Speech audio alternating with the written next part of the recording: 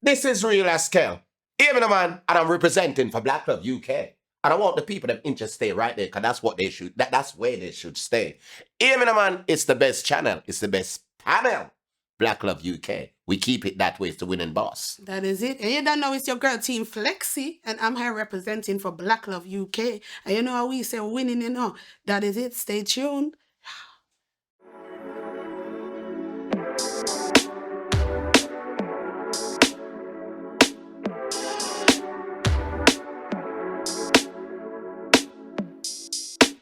We are the Heteronomas.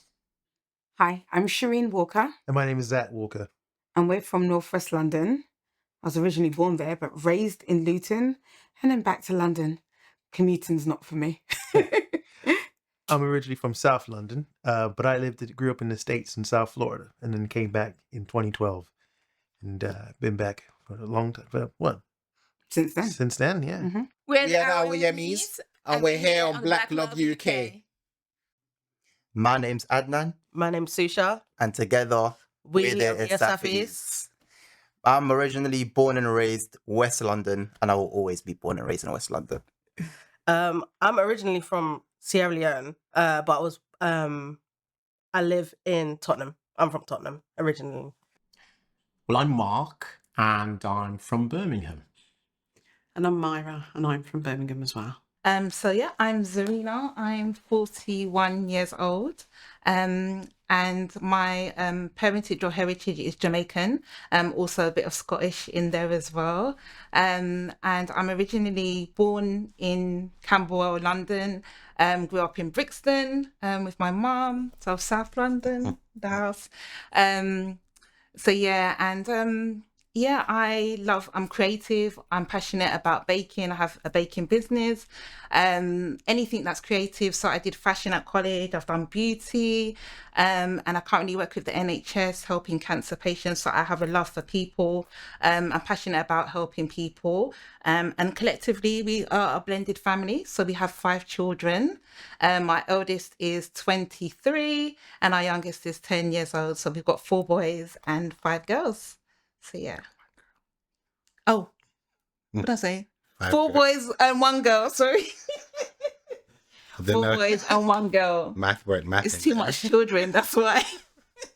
My name's Mac Atram, and I'm from London, West London, originally born in Ghana, but raised here in the UK. And I'm Linda Atram. I'm from London, born in London, and my parents are from the beautiful Caribbean island of Grenada. How did we meet each other, baby? Wouldn't they like to know? Yeah, I think they would love to know meet each other. Well, I meet Team Flexi from early 2000, innit? Yeah, so that's the truth. Yeah. The secret. I've known him since what? How many years? 20 years? years. Yeah, 25 years. 25 years. You see me? So how we did been we meet each other? friends, innit? Like from them time. Mhm. You know what I mean? So there was a little friend there as well. My friend as well. Yeah. You know? China Frost. We can't forget it. There was a mutual friend, yeah. basically, When me and him par. that You know? brought us together. We got China Frost Yeah, anyway in there. You understand? Well, we got Patch and Wood as well. People, Yes, like yeah. I said, I'm from Dirty South. Don't know. So basically, we got China Frost. It brought us Yeah, together. man. One Frost. We were all like best friends. Yeah, man. Yeah. And then, So friends from- become lovers. So from right there, you know, we have connection. And I could see that she got potential. But me not believe in a time. What I believe in is scallion. Sure. Because time is the same thing like scallion. So if they can say time, why can't I say scallion? Because it's the same vegetable. if you all think about it. So But time everything waits on happened in no its own man. scallion, and time waits on no man, much less woman. This is Black Luv UK. Straight. How did we meet each other? Simply church. Yeah, we was met it? in Yeah. church, but it wasn't like that's not how we met romantically. Like we were Right. friends first. And then like we went a period of time where like we were like lost connection and everything. And then I think I just invited you out to like a show. It was Shoreditch box no, it wasn't Shoreditch. It was Croydon. Was it Box Park, Croydon? Yeah. Or was it the West London?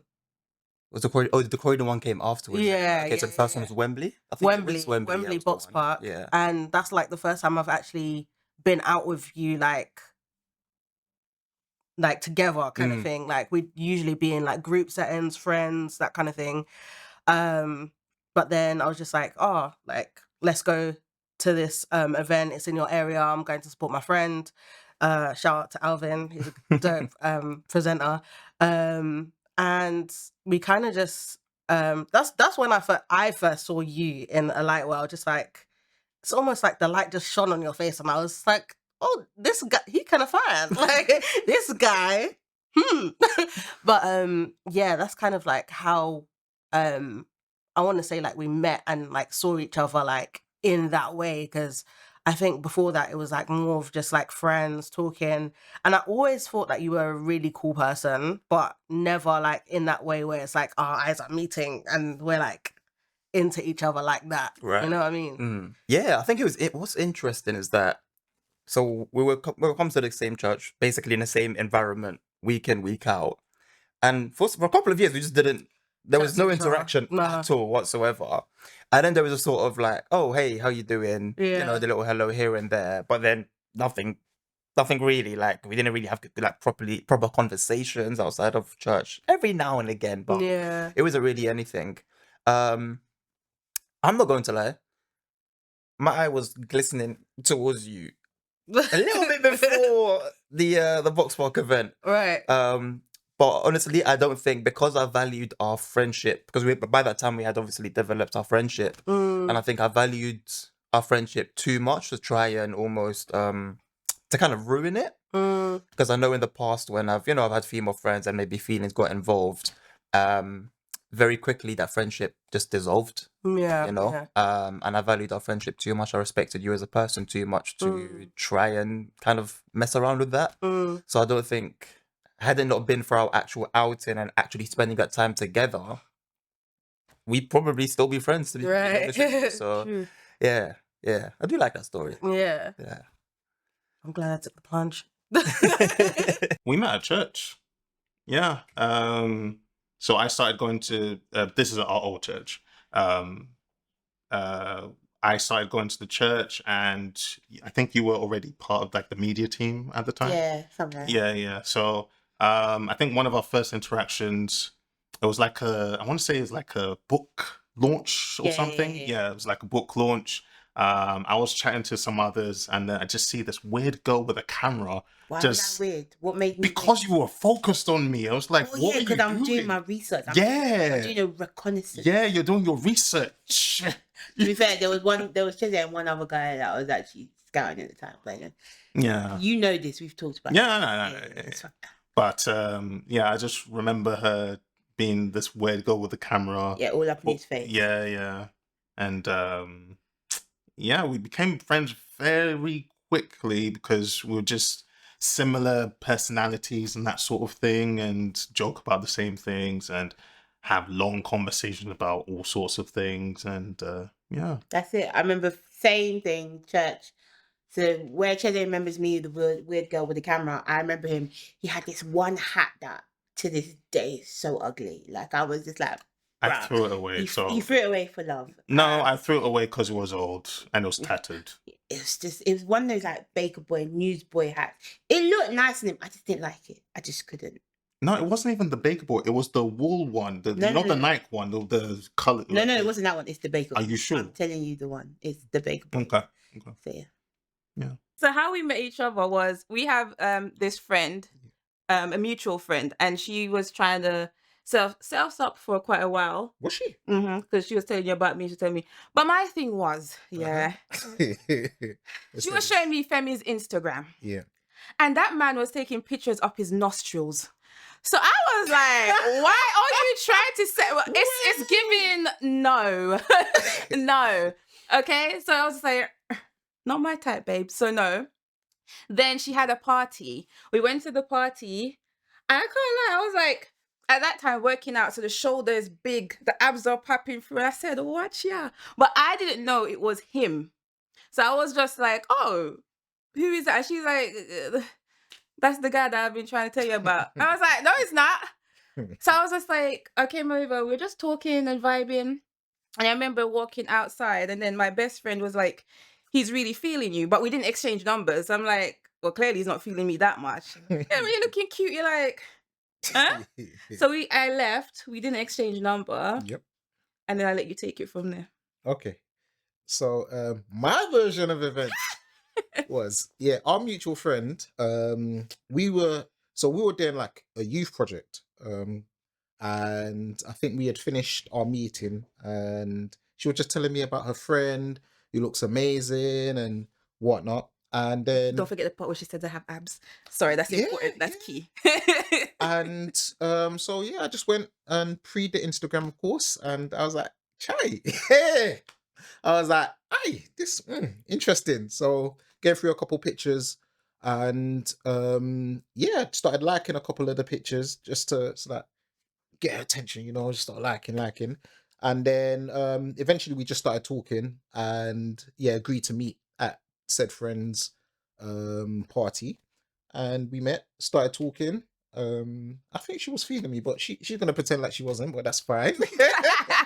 And I didn't ask for the number then. Later on that day, I slid in the DM. I was like, oh yeah, can I get the number? She was like, I don't give my number to Africans. No, you said to Nigerians. Please, I beg. Yes. My exact words were, I do not give my number to Nigerians. Not Africans. I was like, but following that, but in that same thing, I said, don't give my number to Nigerians, ... And then you had to scroll all the way down, and my number was there. Make the people them not come like this on TV. I had this, but no, I didn't say that. Listen, I have receipts. It's okay. So we both worked in a retail store in Oxford Street. So Mac was a trading manager. I was an HR manager, and I was there doing my training there. And I saw him, he saw me. We were just friends, and we just kind of started our friendship as friends, going out, dating. As friends, going to cinema. It wasn't dating, it was just friends. Well, you say that, but I know you had to kind of you liked me. Oh, okay. At the time, so we were just kind of hanging around. I as think friends. what happened was because we were friends, and when I left the company, your leaving do, and my leaving event, my leaving do, then we started talking more. Yes. So I think that's where we met, really, working together and then staying in touch, and then one thing led to another. Friends first, and then Correct. we began dating. Yes. So we were introduced, actually. We were introduced by my wife's, Myra's auntie. Mm-hmm. So it was at college. We were at college. I had been at the college already a year. So I knew her auntie, and then Mara came on the second year, started attending the college, and her auntie introduced us together then. But it was so lovely because he misses out all the good parts. My auntie actually met me at the door, and she said, she took me over to Mark, and she said, Mark, this is my niece, and I want you to look after her. And she literally placed my hand into his hand. And he looked at me like I was the most beautiful thing he'd ever seen. And the only other time I've seen that look was when I gave birth to my son. That's how my son looked at me when he was born. Like, oh, I know the look. He loves me. It was 2011. 2011. I was in Canary Wharf, and I literally bumped in to Tash. Like, I bumped into her, and she was at work. I think you were on a lunch break. I was on my lunch break. Yeah. And then I said sorry and whatnot, and we just got chatting. And this was BlackBerry days, so I had a BlackBerry, so got a BB pin. But there's a caveat to that, because we both remember bumping into each other, and we both remember like that exchange of, when you bump into someone, you're like, oh, sorry. But after that, we don't remember what happened. Yeah, no, it's a blank. It's a Because weird one. He didn't chat me up. He wasn't like, "Oh, you're really fit. Let me get your BB pin." That wasn't his energy. Yeah. You ended up on my BlackBerry. Yeah. But For some strange reason. Yeah, and we would talk. We would talk like very like every now and then, like not really sporadic. Yeah, I wasn't like, oh, when can I see you? And I wasn't really onto her like that. Yeah. But yeah, I think after about a month, maybe. Yeah, a month. Then we met up again. I went to meet her for lunch, same place, Canary Wharf, where she was working. Got her a coffee, and then we had a good chat. And yeah, just like the sauce was too much. Yeah. Like so she couldn't, like, it was undeniable. So no, but yeah, no, it was a good chat. We had a coffee, and then definitely was intrigued after that. Like, yeah, she was fire. She looked fire. So thank you. Still do. But yeah, that's how we met. That's how we met. Yeah, we probably do have different takes. We met through a family friend. I'd actually not long moved to the area, and I've met this lady through church, and I went on to her house for dinner. We became friends, and then lo and behold, I think Zarina started. She's a hairdresser, so Zarina came to do her hair. She was my hairdresser. Yeah. Yeah. And I think I had my young son then. He was about 2 years old. Yeah. And the hairdresser used to keep my son for me. So I used to go and pick him up when I go work, etc. And I see her sometimes. Yeah. Doing her hair. At the moment I was in a situationship, very challenging period. So very nice girl, just kind of kept my head straight. That went on for quite a while, actually. Yeah, we literally just say hi and kind of just smile and kind of just keep it moving. I think one day I went there and she was getting her hair done. Yeah. Right to the top of the stairs, right? Yeah, I remember. So I had keys to the house, right? Yes. So I let myself in, and she was just right there sitting, looking at me. But when I opened the door, she gave this big bright smile, and then the hairdresser was troubling her about why you laughing like that. Anyway, I ignored it and I went up. But that moment, that smile there, that was it. That was the first time I thought, oh, she's nice.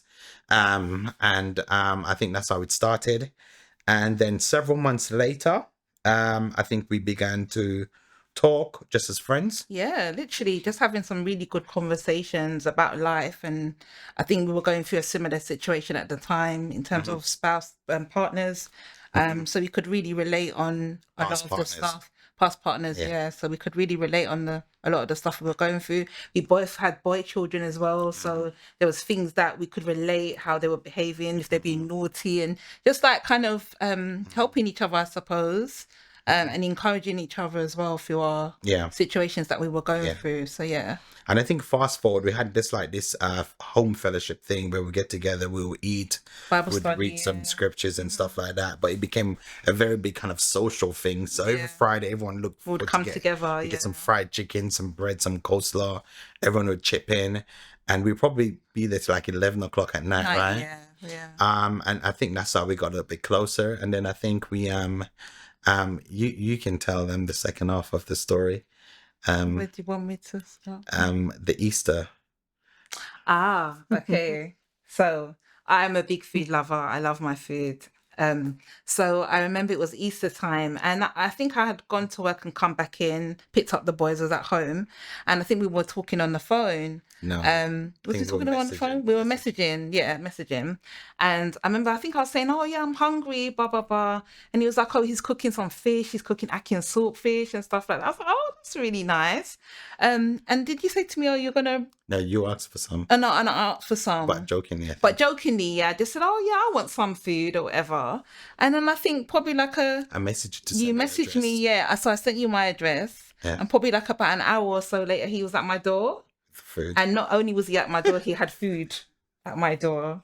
Fried fish, ackee and saltfish, the whole shebang. And from that day, I was like, okay. Yeah. So I come from a family of cookers. Yeah. So we cook and we feed. Yeah. So if someone says they're hungry, his natural instincts. It's not even a second thought. So yeah, I was cooking. I got the food. I was brought it to a door. Yeah. And the funny thing is that there was no alternative intention behind it. I just showed up at the door. No, yeah. And you were like, I can't believe you came. It's like, yeah. but you're hungry. You wanted food. I was just literally joking when I said it. Yeah. And I think we sat and we talked for hours, right? Hours, yeah. I think that was how we started. It was that day. Yeah. So we met at the end of 2020. I was ready to date again, and somebody advised me to go online dating, which is not for me. And I took a chance because what else are you going to do in lockdown? And I met you on a site on the first day. I met you in half an hour of actually just being online. And within 4 days, we kind of decided that it was just us and that we were going to start dating. Yeah, it was time to meet. So Yeah. The wonderful world of online dating. Persistence is the key.